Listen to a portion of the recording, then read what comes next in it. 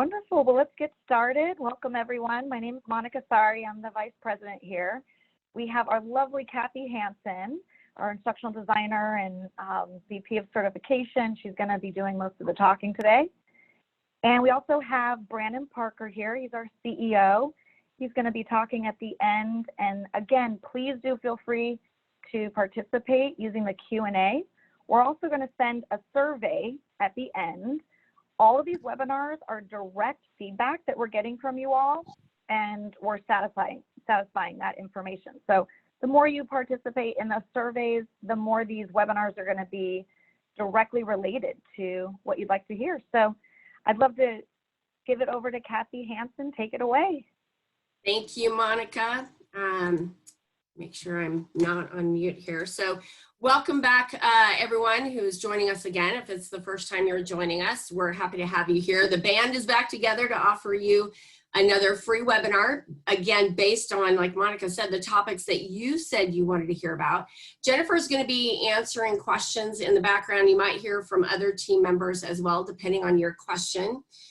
I really just want to just share with you that we really believe that we all have a prime opportunity right now for two reasons. One, the way in which people do business right now is changing because of the current situation. And some of that is going to continue on into the future. So many people are much more willing to do virtual workshops and other alternative methods for doing business. So that's a prime opportunity right there. And the second is our products. This is what we do. This is our purpose. So all of you have access to our products that are designed to help people understand themselves, understand others, and how to work with other people in a more productive and harmonious way. So you have the opportunity to really have an impact here based on the knowledge that you already have. So when people start getting back to work, hopefully soon, they'll be dealing with stress on multiple levels. They will have been dealing with that, and that may continue for some time. So financial, emotional, perhaps physical, mental, and they'll be carrying all of these things with them. And that may last for a little while. So you have the opportunity to use the knowledge that you already have to help individuals and teams negotiate these changes, as well as individual and team dynamics. So maximize on what you already know and what you already have access to with these products. So more than ever, people really need this information and expertise that you can share with them. So today, here's what we're going to talk about. We're going to talk about pre-planning for doing a virtual workshop, and I am going to talk about the difference between a webinar and an actual workshop. We're going to talk about logistics, effective interactive tools, pace and content, and I'm going to remind you of the trainer materials, also free materials that you have available to you.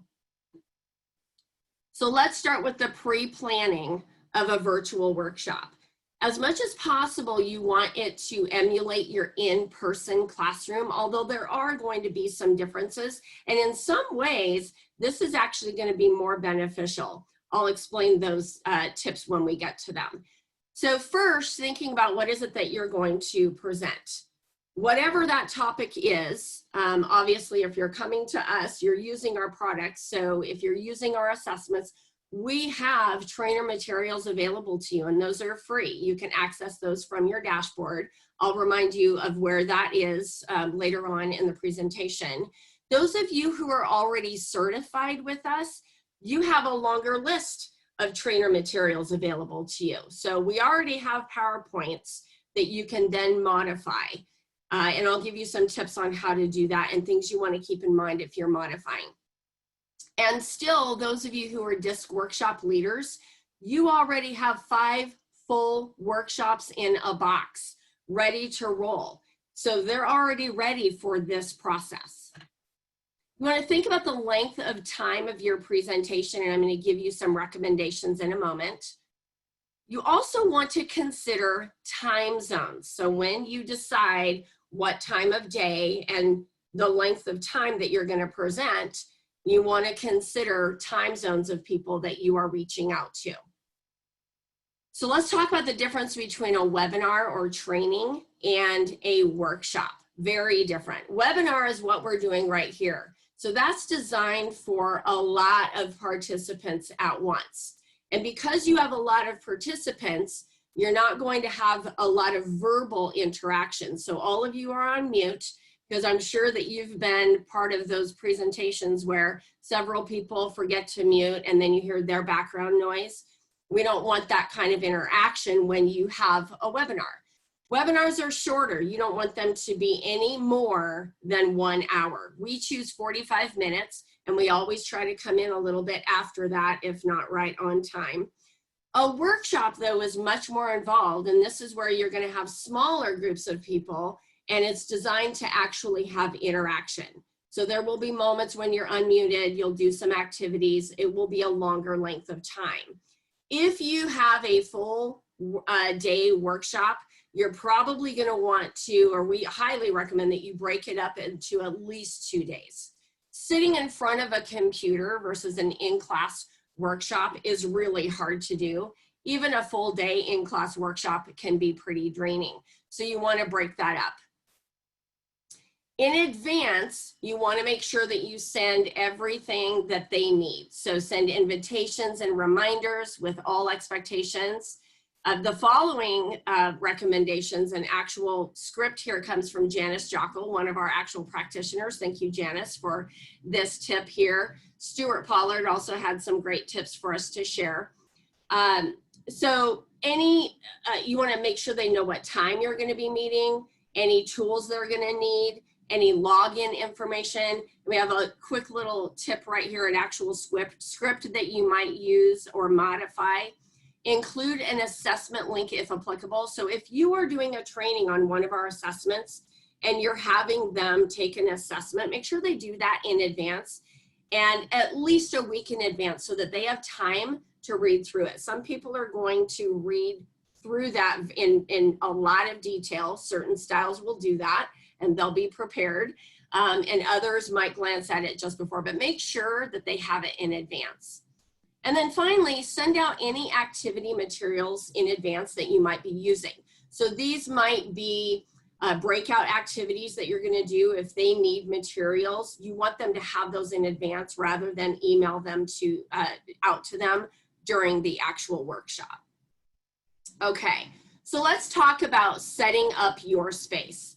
So first of all, you want to eliminate all of the background noise that might occur. So if you're currently in quarantine and you're about to do a workshop, you want to make sure that any family members around you know that you're about to do a live workshop.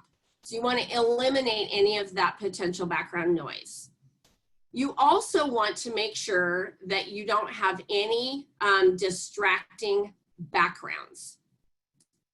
So non-distracting backgrounds, and that includes accidental people. Right now, you're probably seeing, everybody's adjusting to this virtual world. So we're kind of seeing a lot of oops videos going around on social media where somebody is in the middle of presenting something or they're having a professional business meeting and a family member walks by. You don't want that kind of thing happening. So you want to make sure that it's non-distracting, but also your space. So notice my space right here. It is an organized picture space. People often comment that they like that, but you don't want it to be distracting. So I'm going to show you a couple of examples. If you have a background that's distracting, first of all, you want to make sure that it's tidy. You may have what we call wide angle learners in your virtual classroom, and they're going to be distracted by noise, temperature in their own space. They're going to be distracted by whatever background you have if it is sort of a busy one. So you want to make sure that you don't have anything like this over here. You want to make sure that it's nice and neat. Now, you know that Zoom, if you use Zoom, has some stock backgrounds that you can use. So I'm going to show you a couple of examples here of what to do and what not to do. So for example, this is a nice, fun one. If you can see that, let me make sure that worked there. So it's fun, but notice that the palm tree is moving. and notice my hand disappears into that palm tree. So wide angle learners are going to be very distracted by the moving waves and the moving palm tree there, and they're going to wish that they're on a beach. So don't do that. Something like this is nice and neat. Notice that I might look a little bit cartoonish though, and you want to make sure that you don't disappear into that background. So keep in mind, this is actually a good one to use, nice and neat, maybe in a library. I'm going to go back to mine, but those are just a couple of things to keep in mind if you are in your own space at home. Close the door. Make sure that, again, people know that you have a live session going on, so do not disturb. Make sure that you have proper lighting. So I've had meetings where the person is sitting in front of a window, and so their face is blacked out. If you're the one presenting, you don't want that, especially. And if you're interacting as a participant, you also want people to be able to see your face if that's part of the workshop, if you're actually working with people in groups. If possible, if you happen to have 2 monitors, that's ideal, because when you're using a PowerPoint presentation on one screen, so right now on one screen I see what you guys see, but I also see what's coming up, and that just helps keep the flow of the presentation going. If you don't have 2 monitors, that's okay, but you're going to really want to practice your presentation so that you know what's coming up next. Okay, so let's talk about practice. This is absolutely critical for a number of reasons. So practice equals preparedness and efficiency.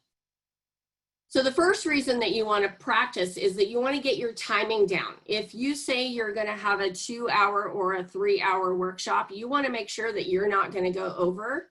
And you also want to make sure that you're not only presenting a 1-hour presentation. I mean, people want to feel like they're getting the substance, but you really want to have that timing down, so you want to rehearse, okay?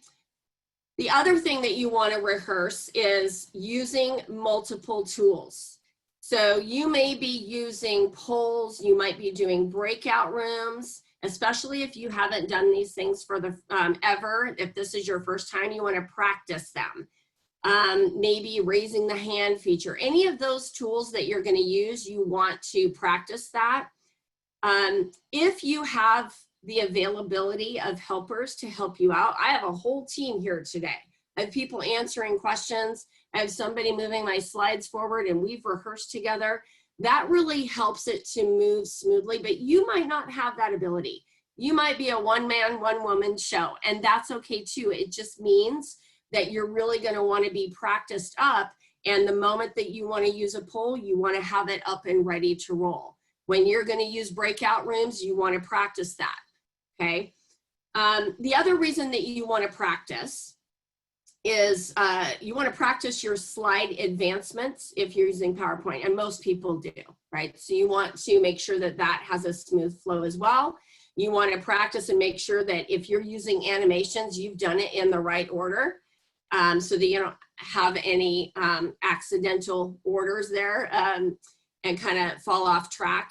You also want to practice your timing to account for breaks, and especially with longer workshops, because you want to make sure that you're giving enough breaks for people to be able to get up and stretch and kind of rest their eyes a little bit after looking at the computer for so long. So account for those breaks. And then you also want to rehearse, practice your activities. So what that means is you want to practice introducing the activity, explaining all of the logistics of it. And if, for example, you're using breakout rooms, you want to practice getting into those breakout rooms.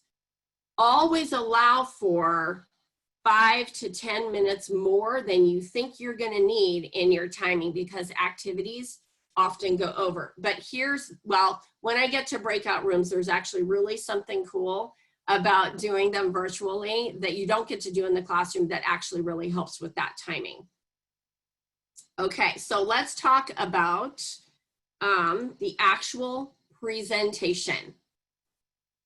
So you want to make sure that just like in the regular classroom, you set the expectations up front. So make sure people understand what the process is for asking questions, the breaks that you might take. Are you going to use the Q&A? Are you going to take moments where you actually just have the interaction? So set those expectations up front and ask if anybody has any questions about the process as well. Stick to your timing. Never go over. If you say you're going to be an hour and you're an hour and 10 minutes, you're going to lose people right at the hour. So you don't want that to happen. Here's a PowerPoint tip that you might not have heard before. And I really love this one. I have used this one many times, and partly because I have people in my life that need this tip. So when you're creating your PowerPoint presentation, or if you're just adapting one that we've already created for you, keep in mind that you will likely have color deficient people in your workshop. So what that means is colors might fade together and they might not be able to see very clearly what you have on your screen. So a couple of things that you may have noticed about this. So notice in the lower right-hand corner, our logo glows, and it's a white glow in the background. The reason I did that, and by the way, that's a PowerPoint feature, you can create that. I did that around the logo because I knew, and that was on the very first slide too, so really big. Some color deficient people won't be able to see those colors because they would blend into the background too much. So when I made it glow, now they can see it. I use bright white letters over the top of a dark background. Only black letters should be over a light background. Notice over here this table. So I chose this one on purpose. If there are any color deficient people on this call, you might have a hard time seeing some of these chairs fading into, or parts of the chairs fading into the color background. You'll be able to see the white here. One of the things that I have, and I wanted you to see that just to demonstrate that. One of the things that happens often is people use, for example, the color red to really highlight something. But if you use red on specific types of backgrounds, particularly darker colors, some color deficient people won't even be able to see whatever that highlighted thing is that was really important that you wanted them to see. Same thing that happens often with greens. So just keep in mind that you want the contrast to be very, very clear and not have fade into the background. Use pictures and graphics. It keeps it interesting and fun. 3D graphics are fun to use. It's a PowerPoint feature. And if you use graphics within a PowerPoint, you don't typically have to worry about copyright issues. Sometimes if they move, that can be fun as well. Less is more. So don't depend on your entire PowerPoint presentation to present for you. So the notes, the bullet points should just be reminders of the points that you want to make. It shouldn't be the entire point, otherwise it gets too busy and too much information. Break it up with activities, discussions, and polls. So again, these are tools that you can use. We'll talk about specifics of those on the next slide, but make sure that you break up your presentation if you're doing a workshop. Webinars are a little bit different. You're not going to do activities on this webinar, but when you're doing a longer length workshop, just like in the classroom, you want to break it up for a couple of reasons. One, it gets people kind of moving around and breaks up the monotony of just listening to the one person. But also they have an opportunity to practice what it is that they are learning. So they're going to understand it better. And then be flexible. This is really important. Things are going to happen, especially when you're using technology. You might have some connectivity issues every once in a while. You might have somebody in your workshop who hasn't really used technology a lot.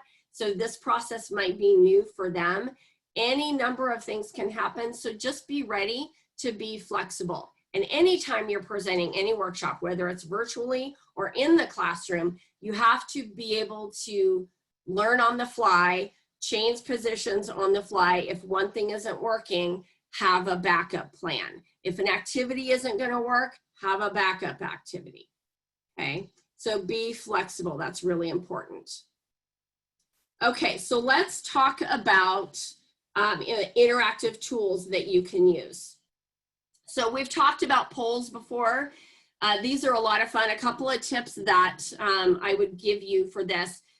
Zoom has these. There are plenty of other platforms that you can use. This is just the one that we use. You do have to enable polls within your settings to be able to do this. You can use them as fun icebreakers or checking for understanding throughout your presentation. Typically, you want to have at least 4 choices. The last one should be just sort of a fun throwaway choice that is obviously not the right answer, but it's just kind of fun. Breakout rooms for activities. These are fantastic. And here's an advantage that you have versus in the classroom. So I recommend that you use small groups. If you've been doing any kind of Zoom socials recently, you may have noticed if you have too many people, more than say 5 or 6, it gets a little bit busy. So you want to make sure that you limit that to no more than say 6 people if you're doing activities. I like even smaller groups of 3 and 4. Even pairs are really good. Unlimited, when I say unlimited, that refers to the number of breakout rooms that you can have. Okay, so this is a feature within Zoom and it's really easy to use, but you want to practice it first. You can either assign groups or you can just use the manual function where Zoom just does it for you. This is something that you can practice in advance. Have people call into your Zoom, a number of people, and just practice doing these breakout rooms. That's a lot of fun. Predetermined time frame. Here's the advantage that you have.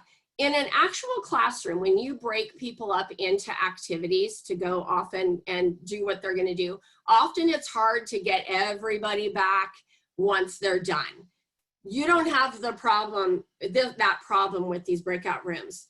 You get to give them about a 30-second or 1 minute, whatever warning, and then when it's done, boom, they're back into the full classroom. So they don't even have a choice to linger. So that's kind of a fun feature of using the breakout rooms virtually. So they always will return on time. And then you can do check-ins in the individual rooms, just like you do in the classroom. So that's a really nice feature. Obviously, the Q&A is another feature that you can use. If you're using a webinar version, you can record those for later, or you can take breaks throughout and maybe go look at some of the Q&A and answer them. But if you're doing a workshop, that's usually something that you would do interactively. But again, other people can certainly use that feature if you want. And then on breaks, you can go back and look at those questions that maybe weren't answered before. So I want to show you a picture. This is our team. This is a little bit of what a breakout session might look for you, where this would represent 3 separate breakout rooms with 4 people who are working together separately. So they don't hear what anybody else is doing. They're just in their small room doing their activity. And then once it's time, they all come back to the bigger classroom. So this was our team on our team meeting. We meet weekly. We do everything virtually. So this is second nature to us. Let's talk about the pace and content of your presentation. It's really important to keep in mind what you know. In particular, what we're talking about here are the disc styles. So you really want to keep this in mind as you're presenting. So for example, remember that D styles, they're fast-paced and they're task-focused. So you want to get to the point. So get right to the agenda. Let them know what they're going to expect. When you come back from breaks, get right to the point. The influencing style is going to want to have some fun. They're going to want some engagement. So you get to make sure you do that throughout your workshop. In a webinar setting, that engagement happens in the Q&A. For the steadiness style, show them how this is going to increase harmony. How is this going to help? That was part of what I introduced you to at the very beginning in telling you about the fact that the knowledge that you have right now is knowledge that people need desperately right now in this situation and beyond. They've always needed it, but now more than ever, they really need it. So that's how you're going to be able to help people. And steady styles want to know that. Also, providing them with those team building activities. C styles, you want to make sure that you're providing time for thinking. So you don't want to just plow through your presentation. Sometimes you want to get right to the point and move things along, but then there are some times when you're going to want to slow it down, make sure that they have time to think it through, especially in those activities. Make sure you take time to answer questions, see if anybody has any questions. So you want to make sure that you keep all of these styles in mind and kind of change your pace and change your focus every once in a while to keep all 4 styles engaged. Okay, those conscientious styles are going to ask a lot of questions as well, so you want to be prepared for that.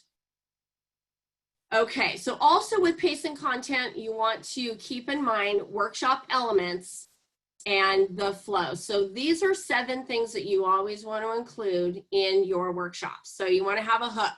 What is it that's going to get them interested? So maybe that is a poll right up front, some kind of an interesting, fun poll, or just the introductions and have them explain to you something fun. Like this one came up yesterday, actually over the last week. What is your superpower? Introduce us and tell us what your superpower is. Something fun like that. Learning objectives and the agenda. So the S and C styles are going to want to know, what are we doing today? And they might ask for that in advance. By the way, that's something that you can send in advance with any preparation materials as well, so that they know what is the agenda for the day. You want to engage. You want to know what their background knowledge is. You want the direct instruction. That's what I'm doing right now, and that's what you would provide as a workshop leader. Practice, interaction, and activities. That's where they get to slow down, they get to work with each other, and they get to practice the information that they're learning so that they're understanding. And then you want to make sure that you have some sort of assessment or evaluation.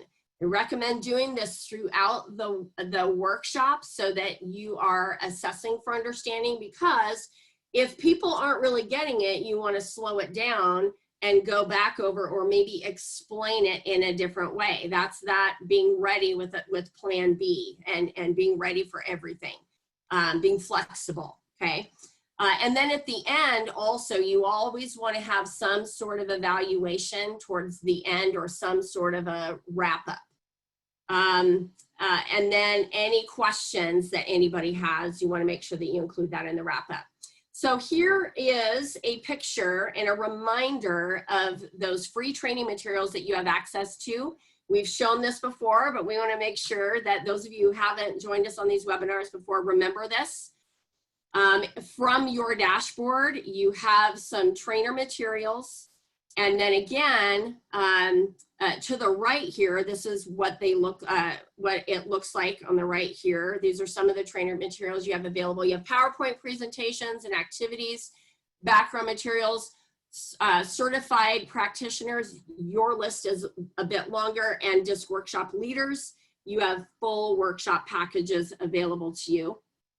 And then finally, since we are talking about putting on workshops, I wanted to remind you today is the last day to sign up for our group virtual workshop that is next week. So that's why today is the last day, because we want to make sure we get the materials to you should you decide to sign up. We're offering those at a discount. We also have motivators and EIQ group certifications coming up as well. So with that, I'm going to go ahead and toss it back over to Monica. And I think Brandon is going to talk with you as well. Well, thanks so much, Kathy. And we're going to send an email to everyone with the recording of this and a link to those group certifications if you're interested. But just wanted to kind of end it with Brandon, our CEO. All right. Great. Can you guys hear me okay? See me okay? All's well? Great. Thank you, Kathy. Thank you, team. Most importantly, thank you to all of our clients and partners that participate and come to these webinars. I've personally been fascinated with the numbers that have signed up either for the recordings or for the live sessions. The reason I wanted to come on today, first of all, if you don't know me or haven't met me yet, this was an opportunity to put the name, face to the name, but also to let you know kind of how we evolved under this circumstance of the coronavirus. And on the onset of this, I think our first meeting I had with the team was a message of conveying the importance to be here for our clients and partners, to be supportive. And this too shall pass. It will pass. We've been in the business of helping people, work with people, make decisions and groups and training and all of the stuff from the personal side to the corporate side. And here we are, a group of people that have lived in this world, that have an opportunity to actually take a step back from focusing directly on what our day-to-day business has been. And we've pivoted and we came up with ideas, and to just be a supportive platform and a company for all of you, where we could present some webinars that could provide some useful information during this time. We've even opened up the door for phone calls. If you wanted to call Jen or Kathy to talk about your life, struggles you might be having, discomfort of being home, we just wanted to be here for you at whatever level that means. Yes, we provide the same products, services that we always have, but the word that has been used a lot over the last month within my company has been pivot. I think on every meeting we've had the word pivot come up because we have been pivoting. And we've been taking a decision or an idea and going, that's great. I want to support our clients. I can guarantee you 100%, Assessments 24/7 is going to be here, will always be here, is a stable foundation for you. And that's been one of my biggest points to my team, is that we provide a lot of foundation for a lot of you, and we will be here and we will always be here. And in this moment, it's most important to me that we're here for you in whatever way that might be. So when Kathy and Monica mentioned at the beginning, your feedback, we want your feedback. We want to be able to provide you with helpful tools, whether it's a conversation or it's a product, whatever it might be. That is what is most important to me and what has been most important to my team. Our entire team is here and will be here and will stay here. And we appreciate everybody. We know how difficult this is for some. And we thank you for sticking with us, and we will always be here for you. And that was my message. So thank you. And thank you, team, for the webinar. Wonderful. Well, thank you, Brandon. We appreciate it. We will be sending the slides out to everyone and a recording of this. And if you have any questions, always feel free to reach out. The contact information is right here. And so with that, we'll go ahead and end it. I hope everyone has a wonderful rest of your day. Thanks for joining. Thanks, Kathy. Thanks, Brandon. Bye.